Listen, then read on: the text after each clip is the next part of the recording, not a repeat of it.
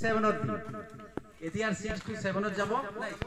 এতিয়া 6 to 7ত যাব আৰু তেতিয়া নতুন 6 আহিব তেতিয়া দিম গতিকে মই আৰু বিশেষ একো নকওঁ আৰু নিম পুলিটো তোমালোকৰ কাৰণে এটা ঔষধি গছ নিম গছ এনে এটা গছ যি আজিৰ পৰা বহু বছৰ পূৰ্বে প্ৰায় 4500 বছৰ পূৰ্বে এই নিম গছ এন্টিবায়োটিক হিচাপে ব্যৱহাৰ কৰা হৈছিল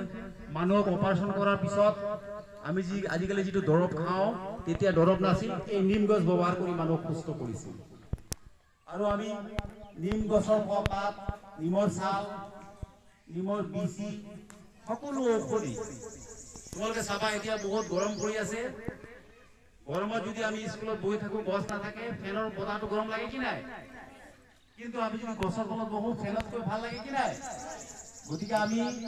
গছ ৰোপণ কৰিলে আমাৰ বহু ক্ষেত্ৰত ভাল হ'ব আৰু আমাৰ শাৰীৰিকভাৱে মানসিক সকলো আমাৰ ভাল হ'ব গতিকে তোমালোকে আজি বিশেষ নকওঁ বাইদেউ আৰু এটা প্ৰগ্ৰাম আছে